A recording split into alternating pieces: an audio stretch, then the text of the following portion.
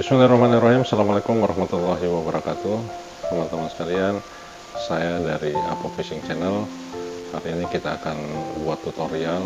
Nah, ini ada permintaan dari teman untuk menanyakan, Bang, gimana caranya membuat rangkaian pancing yang biasa saya gunakan ya kalau di laut. Jadi di beberapa video saya itu memang saya biasanya mancing yang banyak itu di sekitaran rumpun ya. Hasilnya itu biasanya ikan kakap merah, ikan sunu, dan ikan-ikan sejenis yang ada di sekitaran rumpun. Nah, gimana bentuk rangkaiannya, rangkaian pancingnya itu nanti akan saya buatkan tutorialnya ya. Oke teman-teman sekalian, kita akan buat rangkaian pancingnya ya. Bahan yang kita gunakan pertama tentu saja ini adalah leader ya teman sekalian. Dan kita siapkan juga pemotong ya. Kita juga siapkan juga ini adalah mata pancing, swivel ya, atau kili-kili, dan tackless ya. Oke, gimana caranya teman-teman sekalian? Yang pertama adalah leadernya. Ini leadernya kurang lebih sesuai kebutuhan saja. Saya ini menggunakan kurang lebih ya 1,5 meter atau 1 meter sampai 1,5 meter. Ya. Jadi pertama teman-teman sekalian kita akan ikat ya, pancingnya seperti ini. Ya. Nah, seperti ini. Kita ikat 1 kali, ya. 2 kali, 3 kali ya. Jadi berapa banyak kita ikatnya ini ya tergantung kita aja ya, kemauannya udah berapa gitu. Cuman biasanya kalau semakin besar ya semakin sedikit ya, karena kalau terlalu banyak kita akan susah nanti menariknya. Jadi saya coba pakai 3 saja dulu teman-teman ya. Oke, kita akan tarik ya, tarik kedua ya. Seperti ini teman-teman ya. Seperti ini. Oke teman-teman sekalian ya, setelah diikat seperti ini, terus kita ambil lagi yang ini, yang kedua ini, tarik ya. Leadernya ini kita akan bentuk seperti ini ya. Seperti ini dilakukan ya.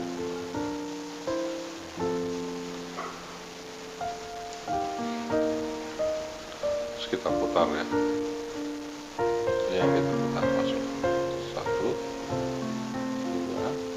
3, 4, 5, 6, 7, 8, 9, 10, 11 ya. Biasanya saya gunakan itu 11 kali. Nah setelah itu yang ini kita masukkan ke lubangnya ini teman-teman. Terus kita tarik ya. Nah, seperti ini. Jadi setelah ini kita tarik kedua sisinya ya. Kita rapihkan, tarik.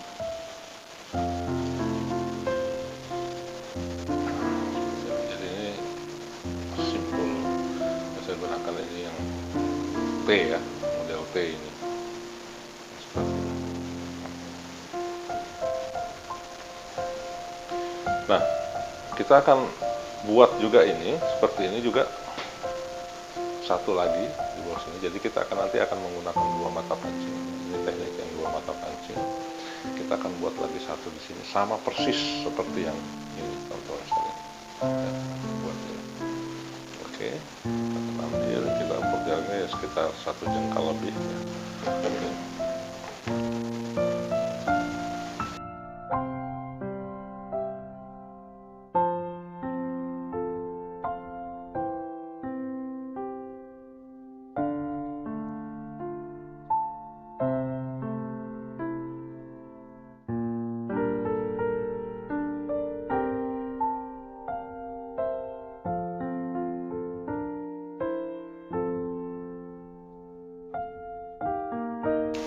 Baik teman-teman sekalian, jadi sudah terikat dua seperti ini ya. Nah sekarang kita tinggal potong. Ya. Kita potong satu persatu. Ya, seperti ini. Yang di bagian bawah juga, satu juga kita akan potong.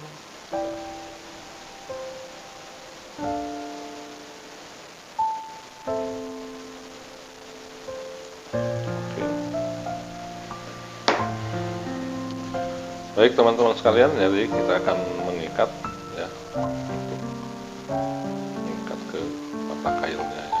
Jadi biasanya ya tergantung sebenarnya teman-teman sekalian mau gunakan cara mengikatnya seperti apa yang biasa teman-teman lakukan. Tapi yang biasa saya lakukan adalah seperti ini.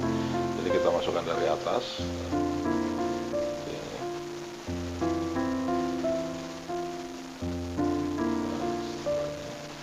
Masuk.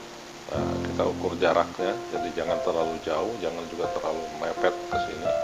Jadi ukurannya seperti ini saja teman-teman. Ya. Nah, setelah itu, ini kita akan ikat ya.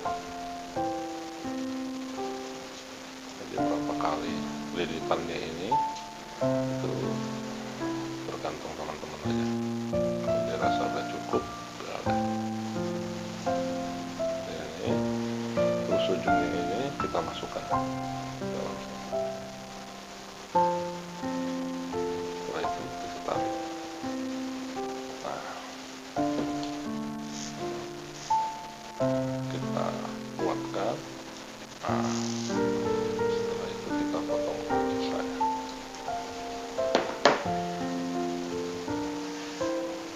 Nah, seperti ini teman-teman. Ya, satu. Terus kita buat lagi yang satu lagi ya.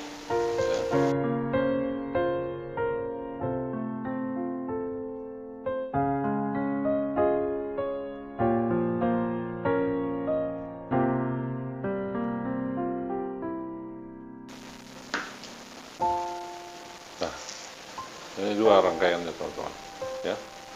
Yang terpenting adalah jangan sampai mata kail ini terlalu dekat ya pemasangannya, misalnya di sini, karena nanti ini bisa saja karena kalau pada saat ada umpannya misalnya udang ini bisa bersatu pada saat kita turunkan, malah ini terkait seperti ini teman-teman. Jadi dia harus ada jarak, jadi walaupun sudah dimajukan gini dia tidak tersentuh sama sekali, masing-masing terpisah. Jadi seperti ini kondisinya teman-teman ya. Oke, model oke. Nah, untuk bagian bawahnya, teman-teman sekalian, untuk bagian bawahnya kita akan pasang dengan tackless-nya. Ini tackless, teman-teman. Ya, banyak jenis modelnya tackless, tapi biasa yang saya gunakan adalah seperti ini. Nah, cara ngikatnya ya sederhana saja sih, ikat masukkan ke dalam tackless-nya. Biasa saya gunakannya seperti ini. Kita ukur dulu ketinggiannya. Putar aja seperti ini teman-teman. Terus tinggal masukkan ke lubang. Terus kita tarik.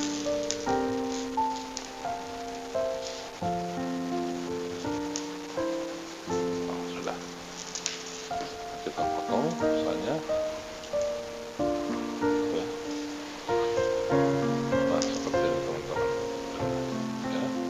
Terus untuk bagian atasnya kita akan hubungkan dengan swivel ya teman-teman sekalian.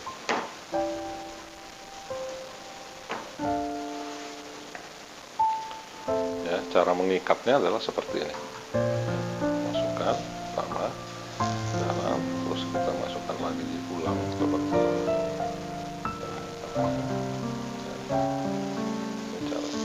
Teman-teman tergantung biasanya seperti apa, tapi ini yang biasa saya gunakan ini, dan ini sangat kuat sekali teman-teman ya.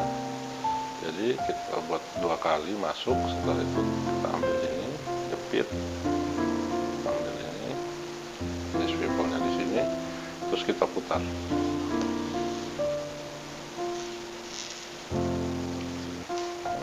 Putar. Setelah itu kita akan masukkan ya, ini ke dalam. Setelah itu kita tarik. Oke teman-teman, seperti ini ya. Setelah kita tarik, kondisinya seperti ini ya. Nah, tinggal kita potong. Nah, ini teman-teman sekalian, setelah kita ikat dengan swivel ini ya. Nah, bagian bawahnya ini sudah juga ada taglassnya seperti ini. Ini fungsinya adalah kalau kita ingin menggunakan pemberat, karena kalau misalnya mancing di tempat saya ini biasanya ya di laut itu kedalaman antara